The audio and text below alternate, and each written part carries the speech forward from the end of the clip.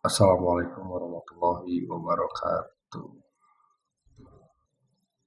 Salam bagi kita semua. Semoga sehat selalu, salam sejahtera.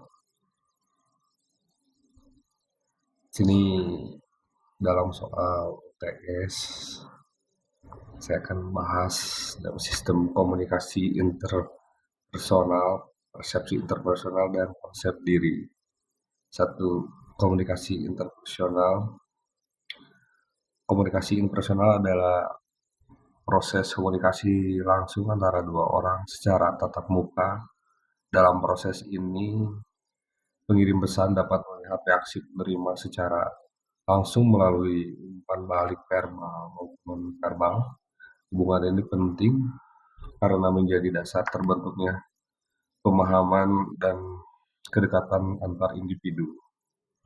Dua, persepsi interpersonal. Persepsi interpersonal adalah cara seseorang menafsirkan perilaku, ucapan, atau sikap orang lain.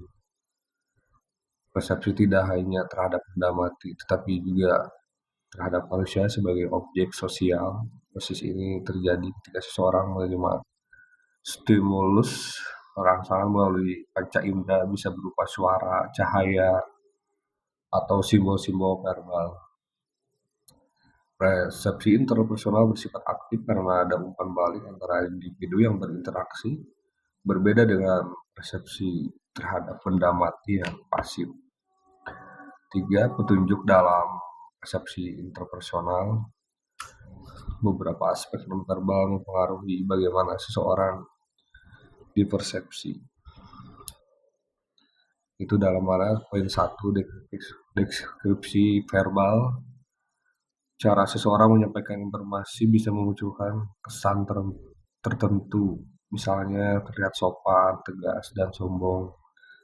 Poin 2, petunjuk proxemic, menyangkut penggunaan jarak dalam komunikasi verbal.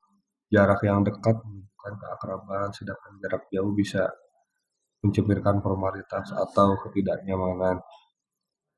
Poin 3, petunjuk kinestik, gerakan tubuh dan bahasa isyarat. Gerak tubuh sering tubuh dipercaya daripada kata-kata jika keduanya bertentangan. Jadi poin 4, petunjuk wajah. Ekspresi wajah memberikan sinyal emosi seseorang, marah, senang, takut, dan lain sebagainya, dan sangat mempengaruhi persepsi.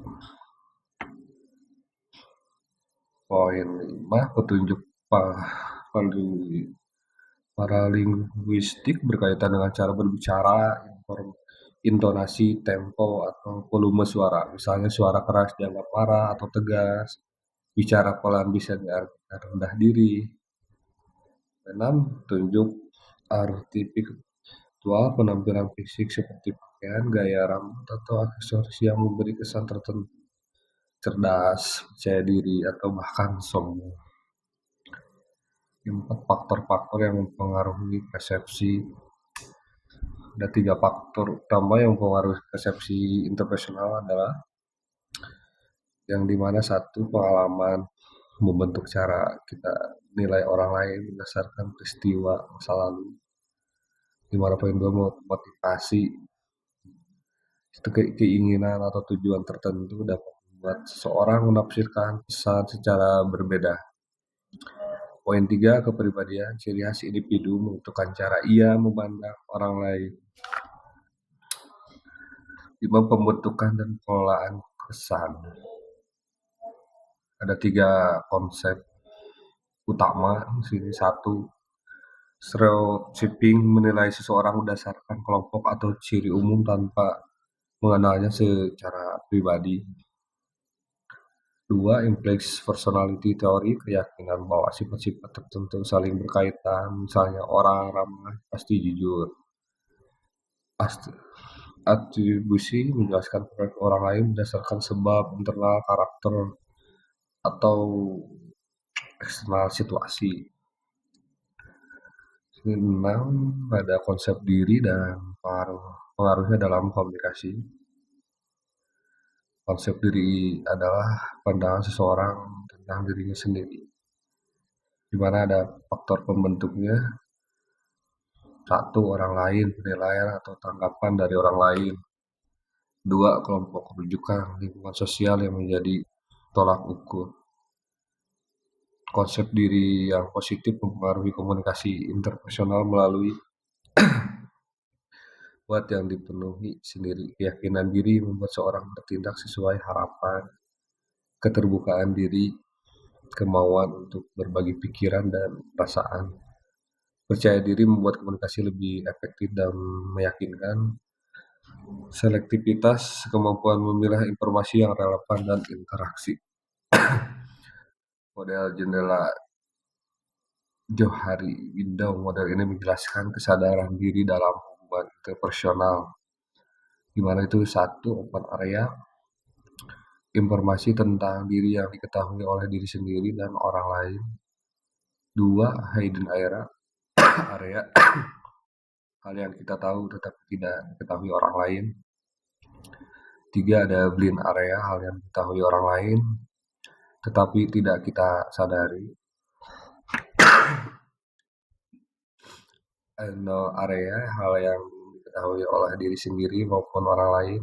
Model ini membantu meningkatkan kesadaran diri dan memperkuat hubungan sosial melalui keterbukaan dalam dan refleksi diri. Kesimpulan di sini adalah komunikasi interpersonal bukan sekedar pertukaran kata, tetapi juga proses psikologis yang melibatkan persepsi, pengalaman, dan konsep diri. Dengan memahami petunjuk verbal maupun nonverbal serta mengenali diri sendiri, seseorang dapat berkomunikasi secara lebih empatik, efektif, dan membangun hubungan sosial yang sehat. Sekian, terima kasih dari saya. Wassalamualaikum warahmatullahi wabarakatuh.